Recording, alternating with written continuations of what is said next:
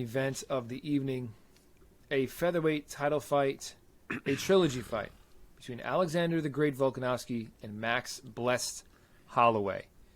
These guys, kind of like earlier in the card with the Cerrone fight, neither one of these guys need any introduction.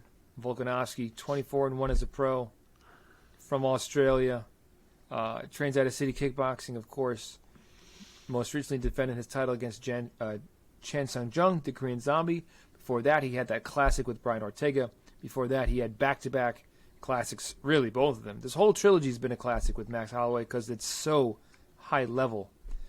And before that, he's fought and finished a number of legends.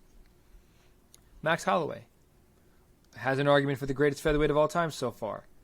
Volkanovski's creeping up on him. They're both creeping up on Jose Aldo. Max Holloway, after losing those fights back-to-back to Volkanovski, he went on and won fights back-to-back against Calvin Kattar and Yair Rodriguez. He beat the brakes off of Yair Rodriguez. And Calvin Kattar set records for most strikes landed, most significant strikes landed. It was a sight to see, man.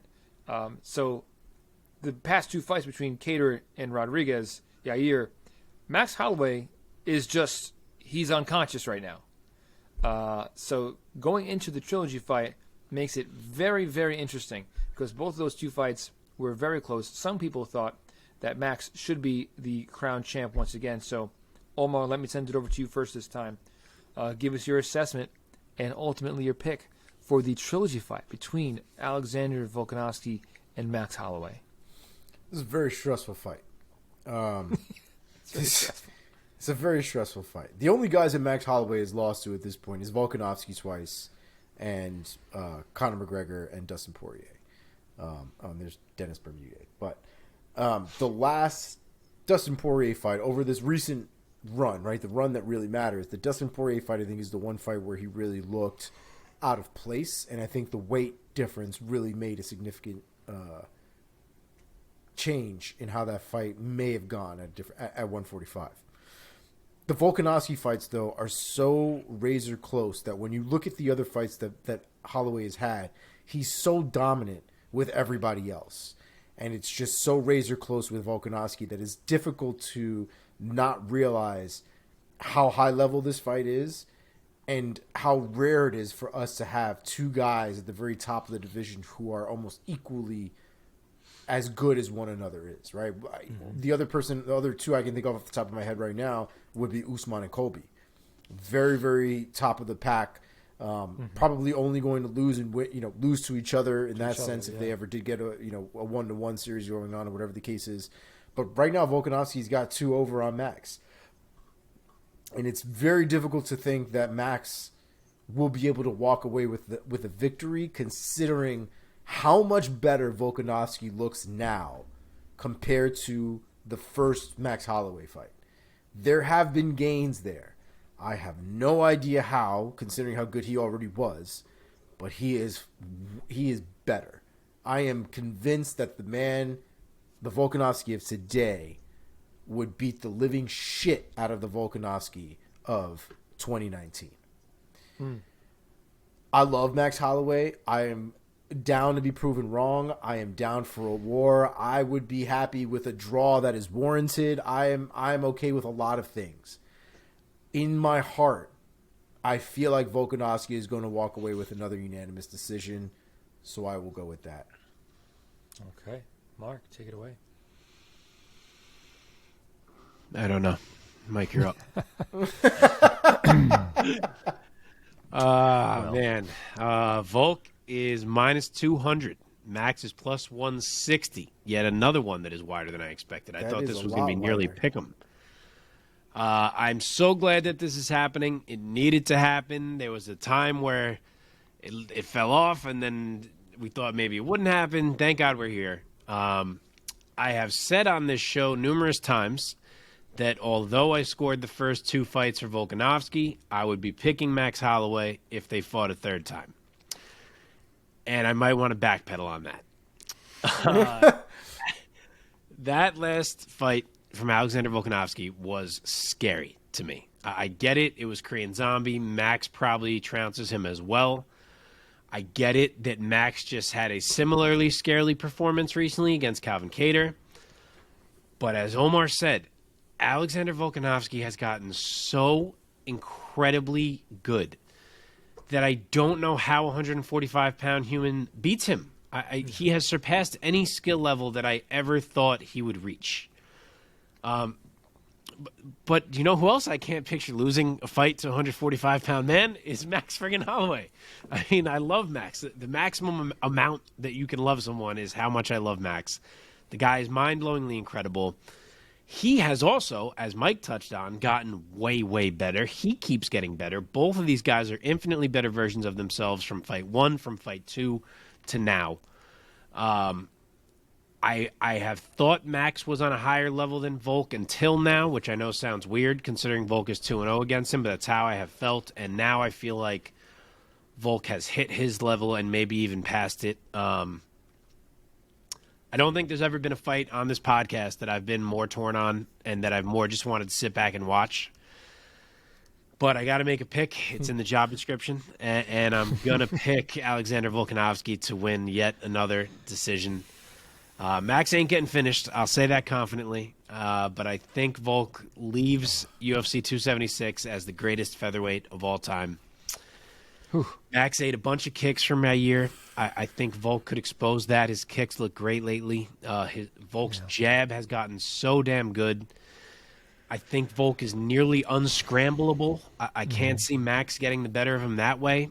I could even see Volk shoot at times to keep Max off balance or make sure he takes rounds. And mainly, for whatever reason, through 2 fights, it seems like Max just has a harder time hitting Volk than he does anyone else. I don't know if it's something about the way they match up, about the size, if it's Volk's movement, but Max just doesn't seem to land the same as he does on everyone else. And I think he needs to hurt Volk to win. And, of course, he's Max Holloway. He can hurt anybody, but I don't think Volk is getting hurt by anyone right now. And I'm going to say he makes it 3-0. So I think that Max Holloway has found another level, and he is so ridiculously talented. Let me first say, clearly, these are the 2 best featherweights on the planet. Yeah. It feels weird that they don't both have belts. Yeah. That's how good they are. Can we just make another belt that says, like, you're also amazing, Max Holloway? Yes. As skilled and talented as Max Holloway is, which was clearly on display in his last 2 fights, in which he beat the shit out of his 2 opponents. Alexander Volkanovski fights perfectly. He does not make any mistakes. He fights so efficiently, so energetically, and by that I mean he's so dialed in. Can I pick a draw? But I don't know if it's going to end in a draw. I will also go Volkanovski by decision and be sad about it because I'm rooting for Max Holloway. It's the intensity, man. Volk's intensity is on another level. It just looks like when everybody is on 6th gear, the man still has a turbo button somewhere in his arsenal. It's like at the end of Fast and Furious when fucking Vin Diesel goes like this driving that damn car. Yeah, he just hits the nos and he's off. Like that just seems to be Volkanovski when he fights, man. It's like it's not that he doesn't even slow down; he gets faster, and it's terrifying. Yeah, and in most cases, in every other weight class, in most cases, the advantage goes to the guy who's bigger and taller. But Volkanovski, I almost feel like he has an advantage being so stout and compact. I feel like he's hard to hurt. He's quick. He has a long reach, too. Like, his reach is longer than Holloway's reach. He also has an advantage. I think he has too much reach advantage. He's also been a bigger guy. He's not necessarily a small guy. He is, for lack of a better word, compact now. He lost everything that didn't need to be there. He done tightened up. And now he's a 200-pound man stuck in a 145-pound man body. It's crazy. He also has an unreal in-fight IQ. 100%. Obviously, all these elite guys have it. Of course, Max has it. But Volk seems to just have it in a way where in split seconds he can be like, okay, this thing I did didn't work. This thing he did is working. Here's how I'm going to change it. And then now that's not going to happen again. And it's just like he just solves issues so fast. Yeah. And we talk about it a lot with other people. We talk about the adjustments that you have to make when you're a champion. We talk about a lot of those moments. And I think Volkanovski is probably one of the best at it. His choices in the octagon seem borderline perfect. He's had some fallacies here and there, right? The getting caught in the guillotine against Brian Ortega, probably not the best position to be in. But the fact that he was able to work his way out of it and adjust afterwards to not only come back and win the next round, but essentially win the next couple rounds and essentially win the fight. Volkanovski is prime champion, and it's fantastic to see. Yeah. Anything else about this co-main? I just want to know what happens if Max wins. Like, are we doing a fourth one? And then if Max wins again, are we doing a fifth one? Like, what's the end game here? This might be one of the few times where they've done a trilogy after somebody's already won 2 out of the 3, essentially. Yep. Okay. It's like having a best. It's weird. It's like having a best of 5 and you've already won 4 fights. It's just like Colby, you have hope. It's true. Well, all right, to boys. be fair, people love Volkanovski and Holloway, so Yeah. might be a little different.